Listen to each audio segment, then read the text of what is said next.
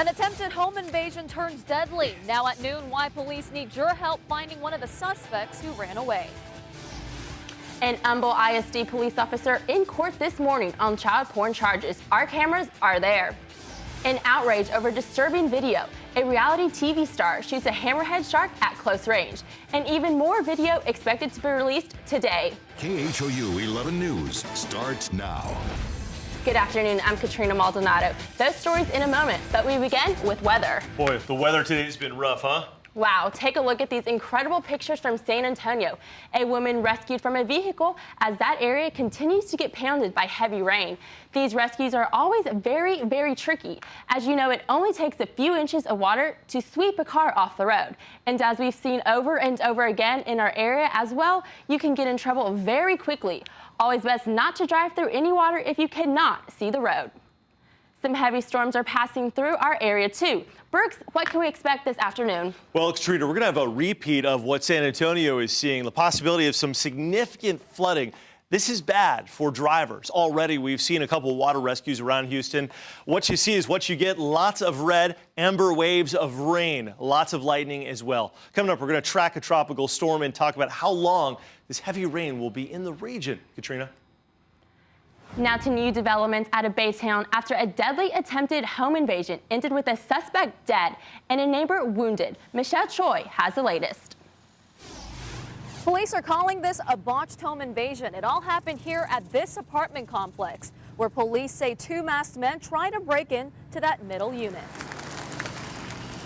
Neighbors say what began as a quiet Sunday night quickly erupted into sounds of gunfire. It sounded like metal. 4 sounds of something striking that metal gate. One homeowner who did not want to be identified describing what she saw. When I looked out, I saw a guy lying down in a puddle of mud in the yard there, and he was crying for help. Police say that man was 18-year-old Jalen Cole, one of the two suspects. As police continue to search for the other suspect, they do have a person of interest. They're looking for 30-year-old Jeremy Ardion.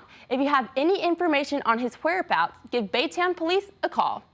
An Humble ISD police officer who turned himself in after investigators say he was caught with child pornography was in court this morning.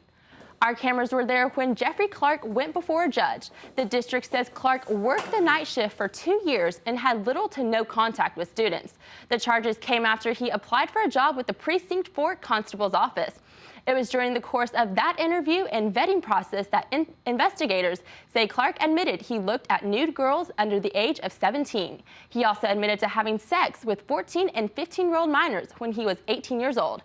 Detectives say they found evidence of child porn inside his home.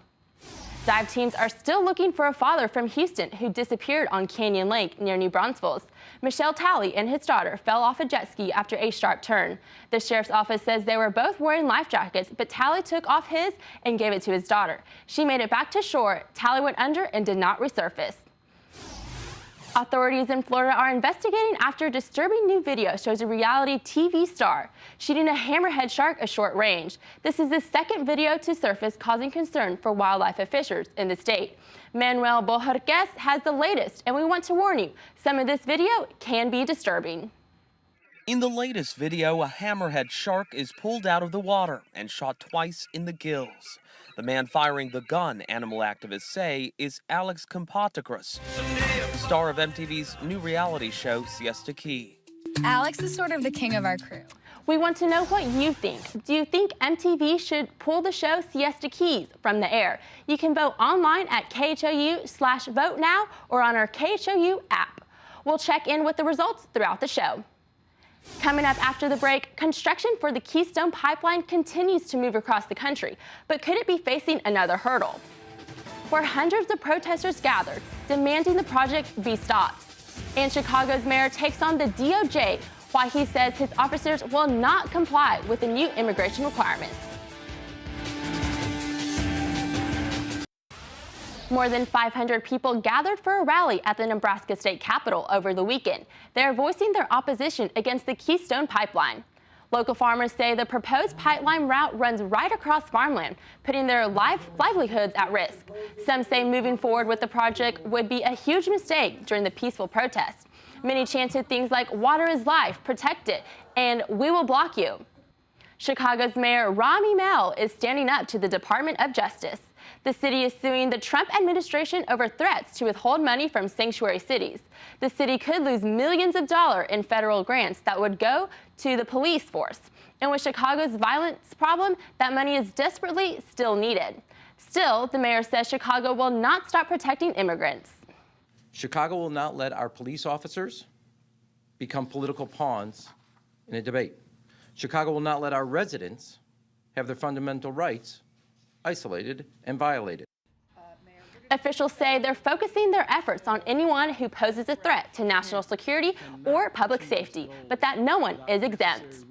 A new kind of community cropping up across the country, agro communities, are teaching kids where food comes from, and it's helping them get healthy. We'll take a look at that phenomenon. Plus, hundreds of people in Tulsa are cleaning up after a tornado touches down, destroying a community without warning.